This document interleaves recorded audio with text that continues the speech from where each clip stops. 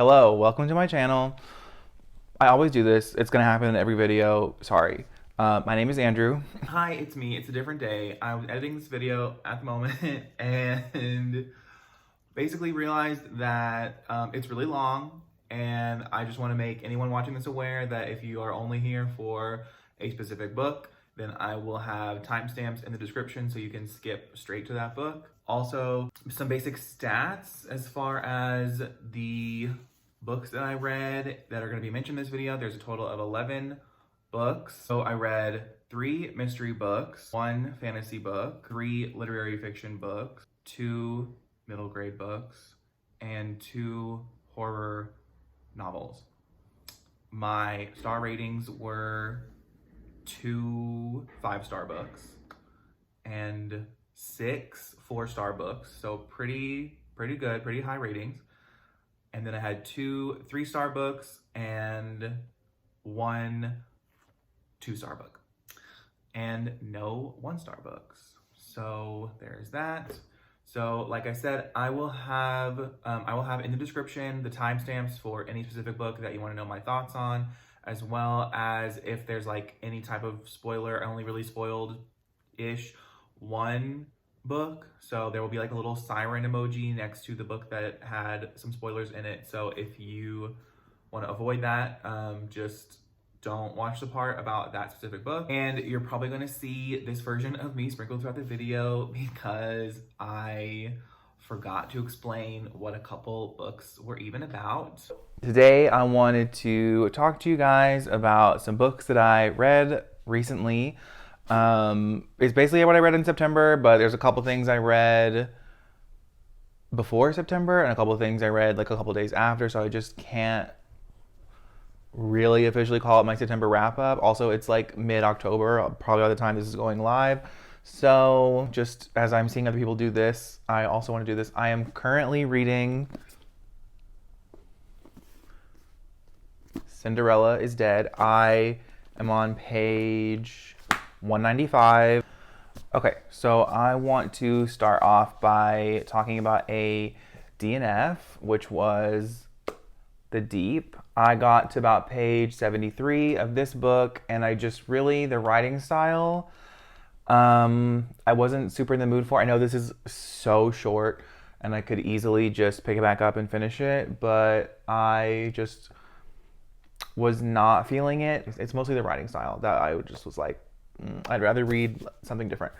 So that was a full-on DNF. Then I'm going to talk about a book that I really wanted to love this book because I am a huge fan of this author's work, especially as you can see on my channel with every video out at the moment is literally by this author. So this is about Alec and Magnus, and they are main characters in the Mortal Instruments series by Cassandra Clare. And they're just going on their own adventure, and that's pretty much what this book is about. And this one was, I really couldn't tell you what happened in this book. Like, I just remember something about a car in Italy and like a villain, and there was like there was a big reveal about Magnus's dad. And just, oh my god, I was so bored. I hate that. Like, I hate that I was bored. I think I'm gonna just wait until the series is done and then get the other books and read it again, because I kind of was, I don't know, I don't think I was fully paying attention when I read this, because I just remember like actively thinking how much I hated it as I was reading it and didn't try to actually like it was weird. It was a weird experience. So I want to give it another chance, but so I don't want to like, I don't know, the end, when we really get into like the Alec and Magnus, like, you know, like we really like that. I'll probably just reread that. But other than that, I don't really know what this book, what's the point? I'm sorry. Like, Magnus and Al, okay, I'm not gonna get into it. But this one was a disappointment. That's all there is to say about it, really. Then we have a book that is, like, I don't know if I've ever seen a negative review of this book. Like, it's so... Here I am again, sorry. This is a book about a kid whose mom has cancer, and she is struggling with that, and there's a monster who comes to visit him every night, and that's pretty much what it's about. Like, there's so many good reviews of this book, and I just found myself at the end of this book thinking, like, I just didn't have an emotional... I literally, after I read it, I like went to Goodreads and I went to like 1 and 2 star reviews to just be like, I'm not the only one, right? Like, I obviously want to like everything I read. Like, my point, like, I DNF'd a book because I only want to read books that I enjoy. Like, I am of the mindset of the, like, I'm one of those people who's like, I only want to read something if I'm enjoying it, which when we get to another book later, you're going to be like, you don't believe that. But so this book just, I don't know. I feel like because it has like these 2 awards and because I hadn't seen anything bad about it or anything negative, I expected this book to like literally make me feel like I was like coming out of my body. Like, I just literally think, and like there was absolutely no way that it could have lived up to that expectation, because like I don't know. I just felt very like there was a whole situation with him and his grandma's house, and I didn't get it. I was like, did the monster possess him? Like, I don't understand. So please explain it to me. Please tell me what I missed, because I really do think that I just like am not getting it. Like, I think that this is just a straight up case of me just, I don't know. I guess I need things spelled out, as we're going to get into with some other stuff. I just need stuff spelled out for me, because otherwise I won't understand. So unfortunately, I think I gave this 3 stars because it was still interesting. Like, the whole aspect of like the monster coming at night, and it was always at the same time, and he had like 4 tales that he was going to tell. Like, I was intrigued. I was interested. I think for me, like, it didn't leave an emotional impact on me, and that's sad because I love books that make me feel. I read to emote, and this did not cause that. I just ended it being like, okay, so I'm a heartless bitch. Then we have The Picture of Dorian Gray, which I enjoyed. I gave this 4 stars. This is actually like a horror novel, like, sort of. And I don't want to spoil anything about this book. Like, I legitimately will tell you, all I think you need to know is, like, this is a book that is from 1890, and it follows, like, this man, like a boy. He's like a boy who's, like, really concerned with aging and, like, not wanting to age and doing a lot of things to, like, make sure that he doesn't age, I guess, kind of. And the writing at the beginning of this, like, there's so many like extremely quotable, extremely like impactful sentences at the beginning of this book and like kind of at the end of the book. And this specific edition of the book that I got this from Thrift Books, which is a really good website for used books, FYI if you didn't know. But this book has, like, this edition of the book has like an entire description of, like, it goes deeper into the text and like talks about like the controversy surrounding this novel when it was published, which like definitely added to my experience. So I just have to say that, make you aware. So if you can pick this up and get like this edition, I would recommend it. I don't love this cover. I feel like there's other covers that are a better representation of the story, but I enjoyed it. So check it out if you like classics, for sure. Even if you don't like classics, I think this is, because classics are not, this is my only classic so far. I don't even think I have any classics on my shelf. So just so people are aware. I enjoyed this, and I don't usually enjoy classics. Then I read Beartown. So I saw this first on Murphy Napier's channel, so I will link her below. I'm pretty sure it was on her favorites of 2018 or 19 video. I'll probably link like the specific video, I guess. But this book is about hockey, and as a person who does not care about hockey at all, I sure enjoyed like this, like Frederick Bachman. I've heard about Frederick Bachman, and I know that he's like I'm very intrigued by all of his novels because like I do not care about hockey, but like this man made me understand what hockey meant to this town on a level that was like, oh my goodness.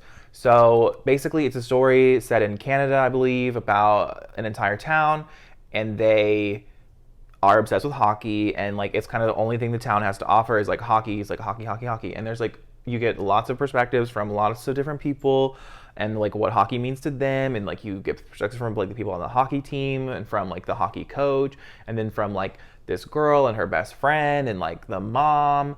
And like for sure the mom was my favorite. Like she was a bad bitch who just wanted to like defend her child. There is definitely I don't like, it happens so late in the book. So if you want to know nothing about a book and you're interested in this book and you like don't want to know anything, then like skip ahead.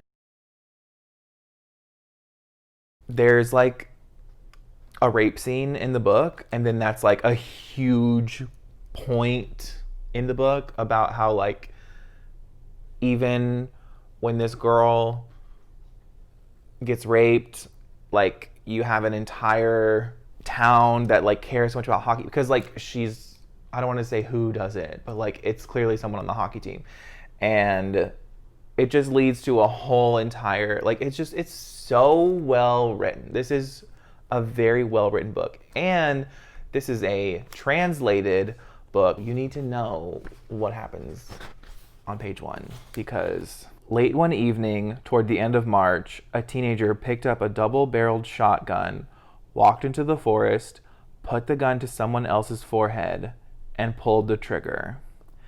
This is the story of how we got there. If that doesn't pique your interest, then that's fine. But I had to read it. I know there's other books after this in the series. For me, I kind of got what I wanted out of the series, so I don't really feel like, I mean, like, yeah, he made me care about hockey, but he didn't make me care enough to continue the series.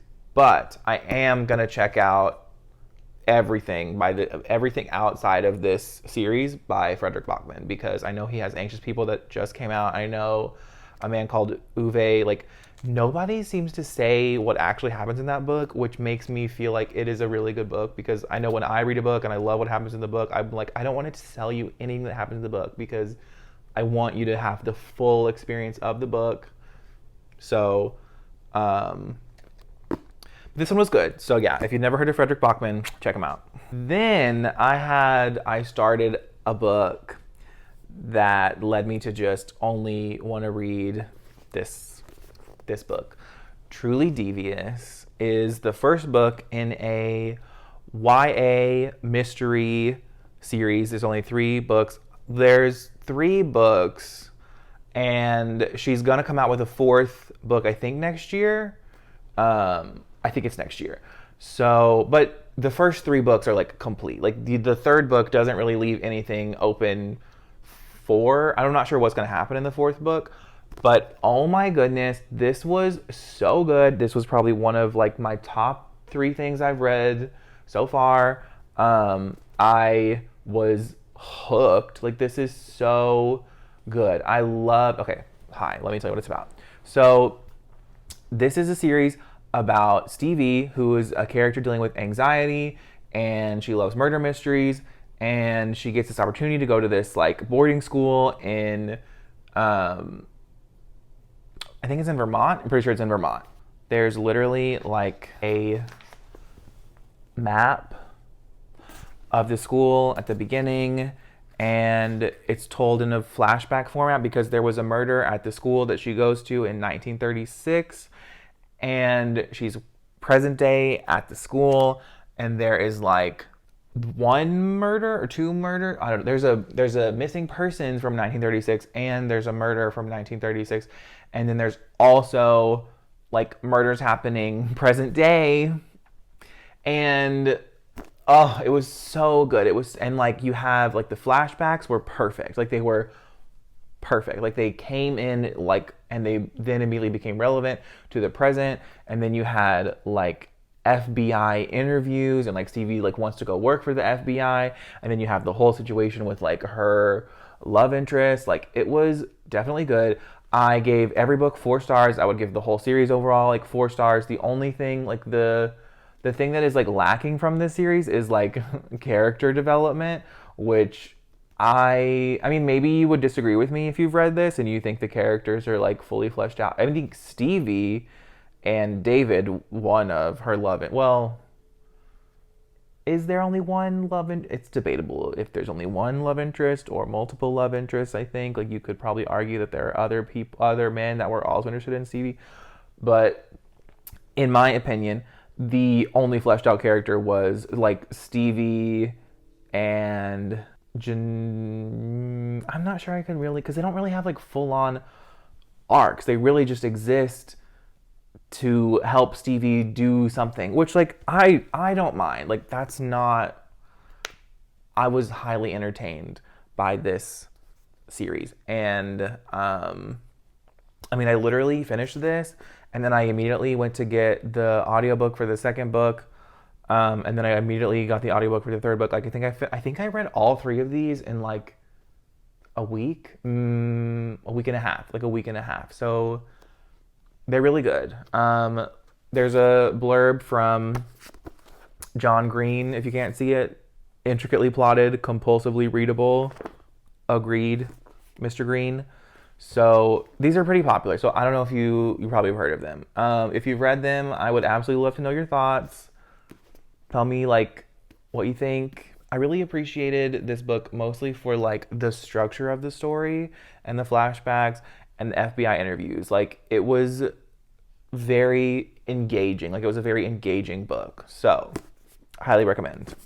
Then we have yet again a book also recommended to me by me watching Murphy Napier's channel, and it made me sob like 6 times, and it's a children's book, and it's called The Boy, the Mole, the Fox, and the Horse, and it's really short, and it's literally just like a story with illustrations, and it's really simple, but it's so very good. I mean, I've literally finished it, and I called my sister and I read it to her. I called my mom, read it to her. Called my cousin, read it to her. Read it to one of my friends in like the hospital. I FaceTimed her so she could see like the pictures with it, and like it has such a good message about like loving yourself and being kind to yourself and being kind to others, and like not measuring your self-worth based off of like how you're treated by people, and like it's gonna take up 20 minutes of your time. Like read it. The next book, like we've kind of been increasing in my enjoyment of the books, but I want to talk about this book before we get to another book here, because, well, you'll see. Then I read The Vanishing Half. Well, I read it at some point in September, I think.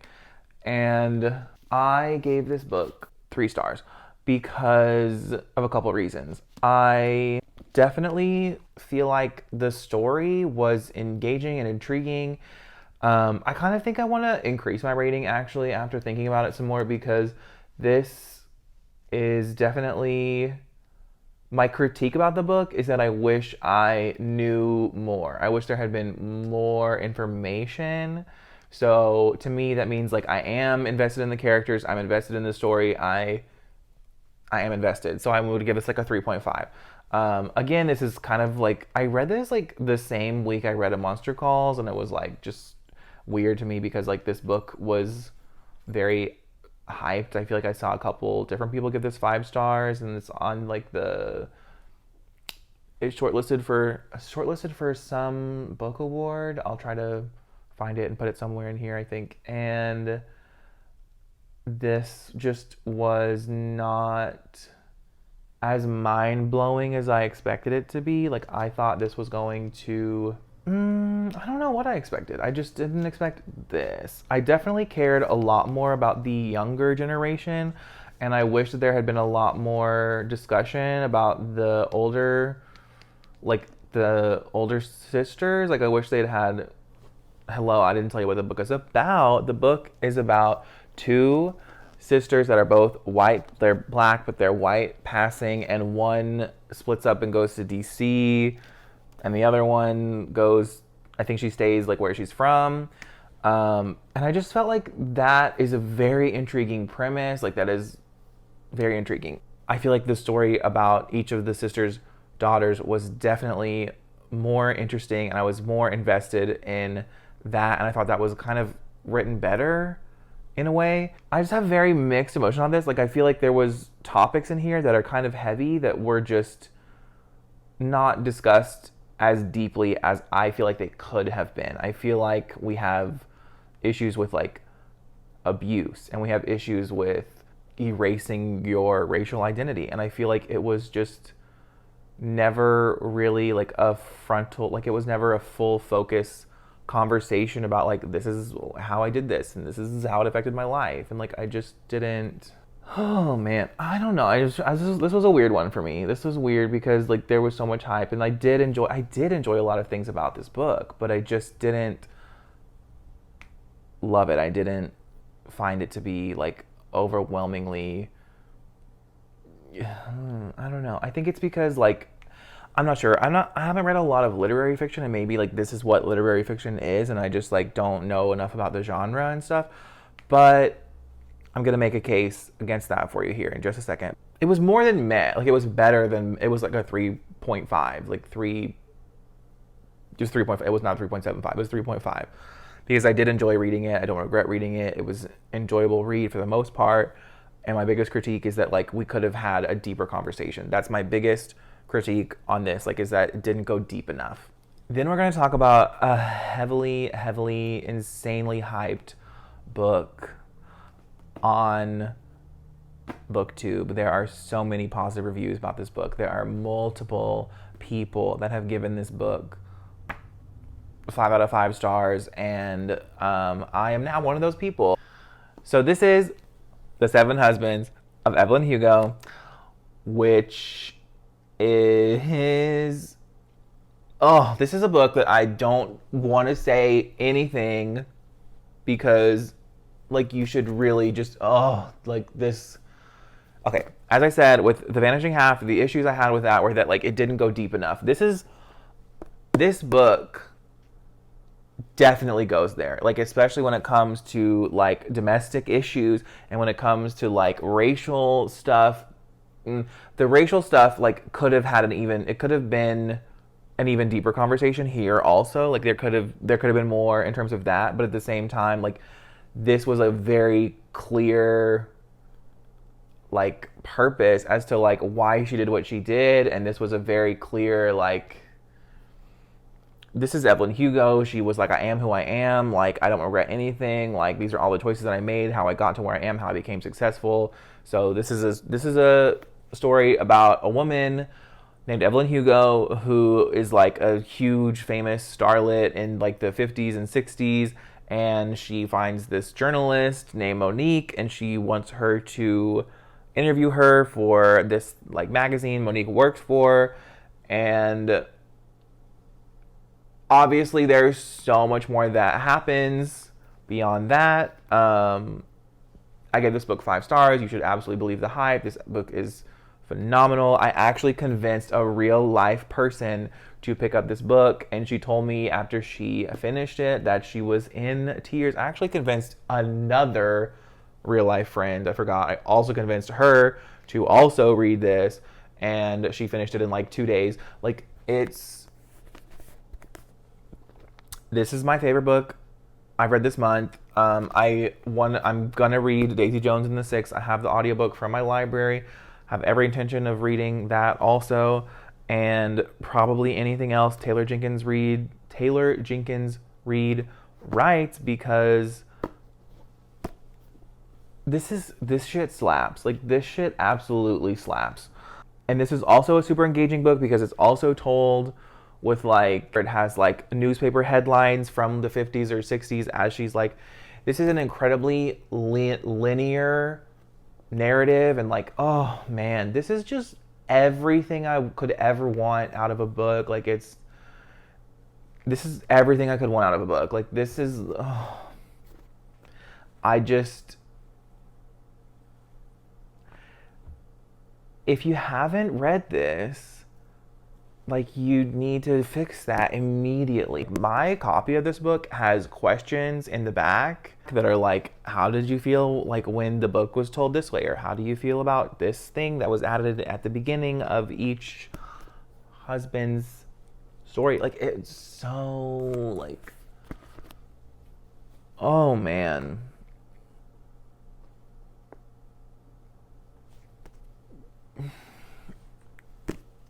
Believe people when they tell you.